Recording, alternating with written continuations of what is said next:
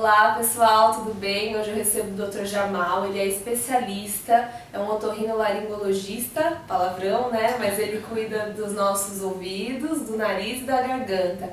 E hoje a gente vai conhecer um pouquinho mais quais são as doenças respiratórias mais comuns, né? Os cuidados que a gente tem que ter, especialmente com essa criancinha pequena que você tem aí na sua casa. Doutor, é um prazer te receber, viu? Fica à vontade. Muito obrigado. Como eu sempre digo para as mamães, a pediatria, basicamente, no dia a dia, se divide em duas partes. A puericultura, que é cuidar de uma criança normal, e otorrinolaringologia, porque o que a criança tem? A criança tem tosse, rinite, resfriado, dor de garganta, dor de ouvido, não é assim? Comuns, né? Essa é a situação mais comum, né? Então, com relação às doenças respiratórias, especialmente do bebê pequeno, a gente encontra a rinite do lactente. A rinite do lactente ela é caracterizada por um entupimento no nariz, secreção no nariz, na criança bem pequena, até os 2 anos de idade, mais ou menos, né, que é considerado lactente. Mas ela já, quando o bebezinho nasce, ele já vem com esse pacote? A criança já nasce, muitas vezes, já com o nariz entupido ou desenvolve nas primeiras 2, 3 semanas.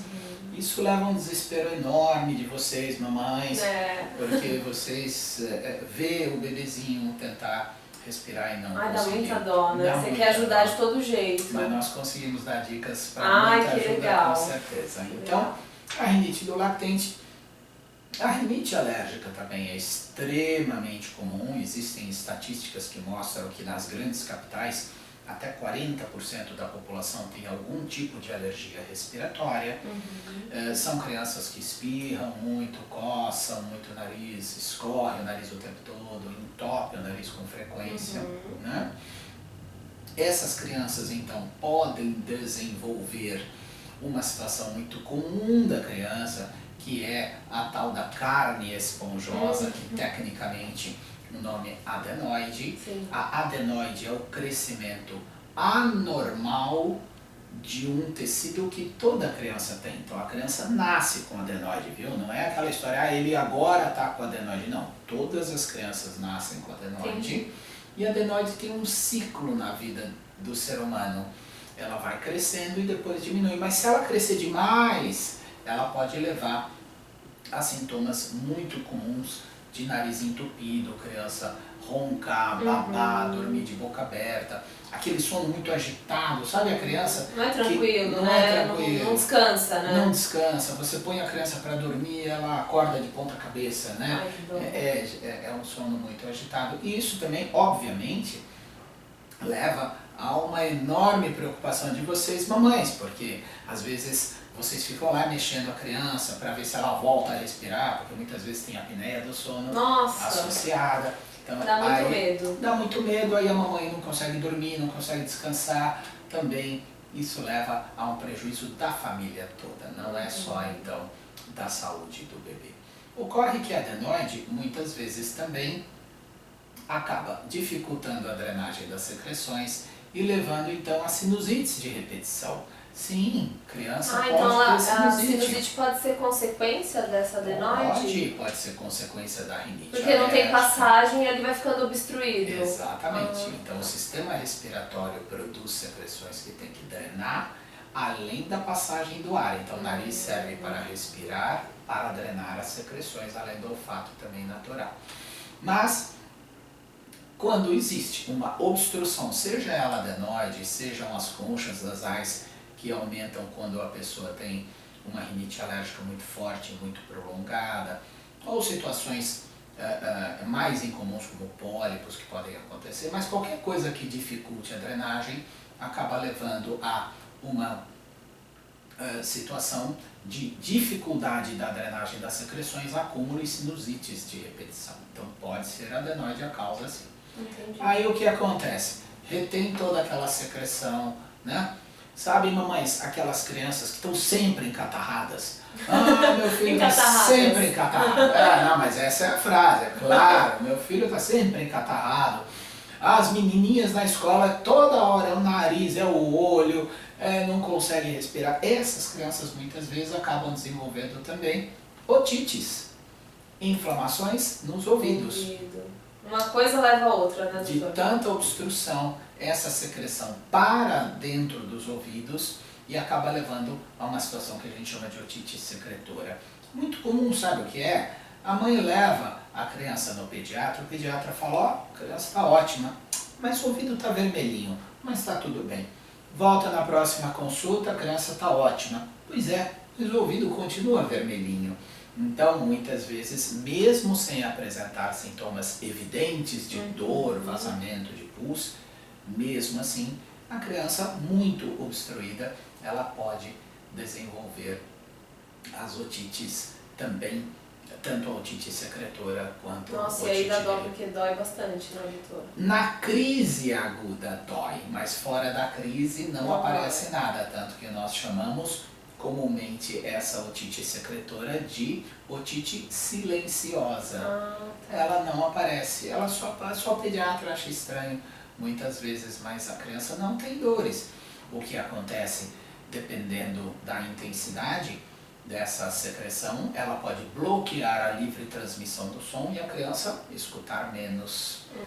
Tá, doutor, agora, assim como as doenças respiratórias são muito comuns, também é muito comum aquelas dicas, né, de vó, dica da amiga, dica do Google, Muito né? comum Todo mesmo. mundo tem uma diquinha pra dar, pra ajudar, e aí nem sempre, né, as recomendações são certas. O que a gente pode dizer que é bacana fazer, nos casos para quem é bebezinho ou para quem já é maior, e o que não se deve fazer? Sim, a grande dica, gente, é, em primeiro lugar, entender que o sistema respiratório trabalha sempre úmido. Secreções que são fluidas saem fácil.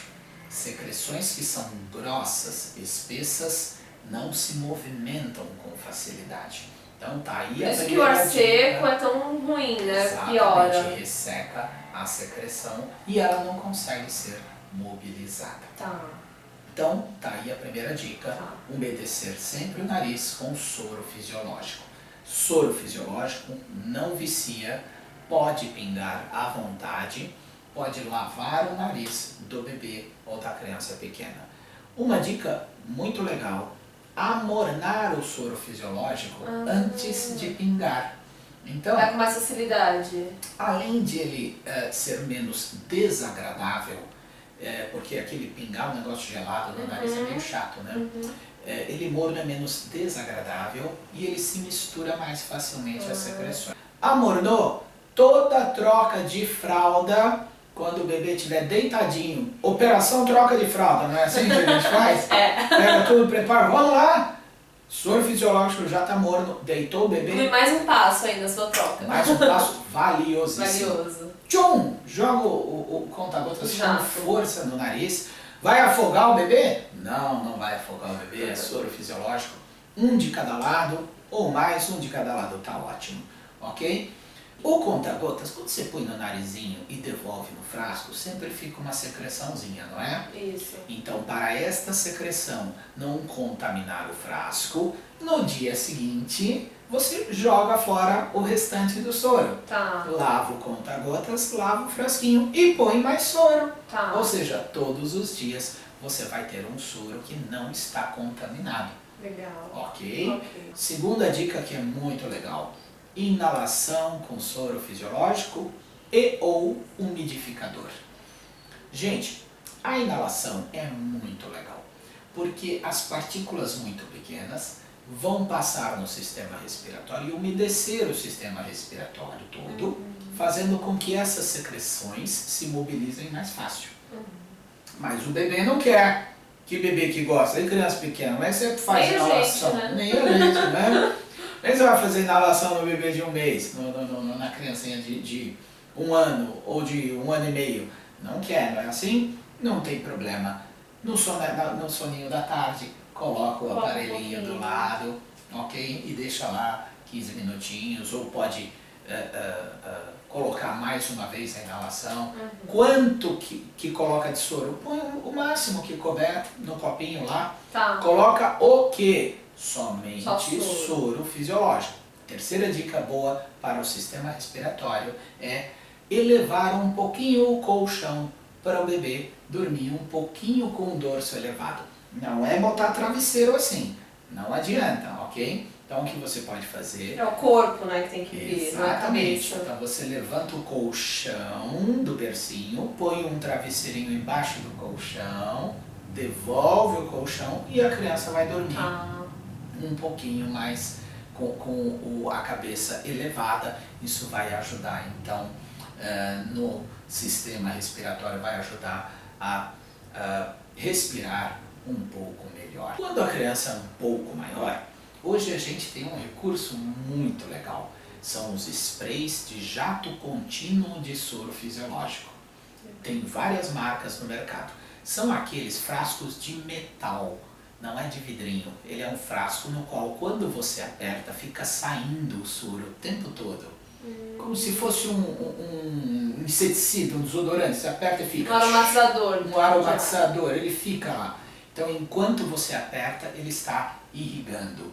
Mas, para a criança muito pequena, às vezes a ponteirinha você não consegue colocar no nariz. Então, para crianças acima de 2 anos, mais ou menos, a rigor você pode para qualquer idade, mas para criança muito pequena, conta-gotas é legal. Para criança maior, spray de jato contínuo de soro fisiológico, vende em qualquer farmácia, é uso livre, não precisa de receita, não vicia, não tem vasoconstrictor. Vasoconstrictor é aquele remedinho de desentupir que as pessoas usam muito. Então isso pode ser usado sem dúvida nenhuma. Se for uma criança maior ainda, ao invés de elevar o colchão, você pode elevar os pés da cama no lado da cabeceira. Coloca 2 suportezinhos de 10 a 15 centímetros. Isso vai ajudar também a dormir melhor. Esse umidificador que o senhor falou é aquele aparelhinho que a gente compra e ele fica dando o jatinho. A fumacinha, isso. Tá, esse pode. Agora, e a mãe que ainda tá naquela receita de colocar uma bacia com água no quarto? Olha, a questão é a seguinte, nós queremos umidificar o ambiente, correto? Isso. Muito bem. Por uma questão até física, a bacia tem uma área de evaporação que não é muito grande. Então o que vai acontecer? Muito provavelmente você vai colocar a bacia de água, no dia seguinte ainda tem água na bacia. Sim. Então não umedeceu o ambiente o suficiente. Então, aí, mais uma dica para vocês. Se você não tiver o umidificador, opte por molhar toalhas de banho e colocá-las estendidas em cadeiras ou nos móveis, porque a toalha, ela tem uma área muito grande de evaporação. Então aí sim você pode encharcar a toalha, colocar ela numa cadeira, você pode pôr um plástico e a toalha em cima. Pode ser bem úmida, viu? Não precisa pingar, mas ela pode ser bem úmida. Aí amanhã ela vai acordar sequinha, porque evaporou tudo. Mas não há dúvida de que o umidificador é a melhor opção. E aí, as mamães perguntam, não, mas o umidificador vai gerar umidade no quarto, vai gerar mofo. Eu ouço bastante isso. Não é verdade? Tem essa questão. Veja, obviamente, se o ar já está úmido o suficiente para gerar o mofo, você não precisa do umidificador. Esta dica é para as épocas de clima mais seco, que em geral são de abril até mais ou menos agosto, setembro. Então são esses meses onde a gente vê que o ar realmente pode ser mais seco e com isso levar ressecamento do nariz, não é? E agora uma última pergunta, doutor. E aqueles aspiradores de nariz, né, de bebezinho, que a gente vê bastante, eles são recomendados? Como que funciona? Olha, é assim, a bombinha de plástico, infelizmente, ela não funciona direito, ela é muito difícil. Eu recomendo para vocês, se você assistir o próximo vídeo nosso, você vai ver uma dessas bombinhas bem legais. E as bombinhas que infelizmente não vendem no Brasil. São aquelas a pilha, que são pequenos aspiradores de nariz de bebê. Esses sim funcionam muito legal e eu recomendo para quem tiver a possibilidade ou de ir para o exterior ou algum amigo trazer. São então bombinhas, são aspiradores nasais a pilha. Esses são os melhores. São mais eficientes. Aquela perinha não consegue. Mas enfim, você não consegue ir para os Estados Unidos, o que nós vamos fazer? Vamos usar a bombinha, não é? Então como é que você vai usar essa bombinha? Sempre, gente, sempre primeiro joga o soro e logo em seguida a bombinha.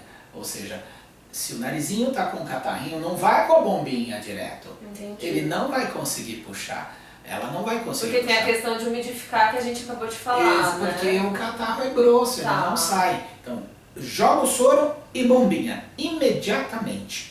Bom, eu acho que deu pra ajudar bastante vocês, né, a sair desse desespero aí quando o bebezinho para, né, parece que para de respirar ou tá com o narizinho muito entupido. Acompanhe que o nosso próximo vídeo a gente vai detalhar um pouquinho mais o nariz, a garganta e o ouvido. Doutor, muito obrigada pelo nosso papo, viu? Adorei conversar com o senhor. Obrigado, aproveitem, hein? Aproveita, espero que vocês tenham gostado. Se tiver alguma dúvida, pode deixar aí embaixo nos comentários que o doutor vai ter o maior prazer em responder. Com certeza. Até mais!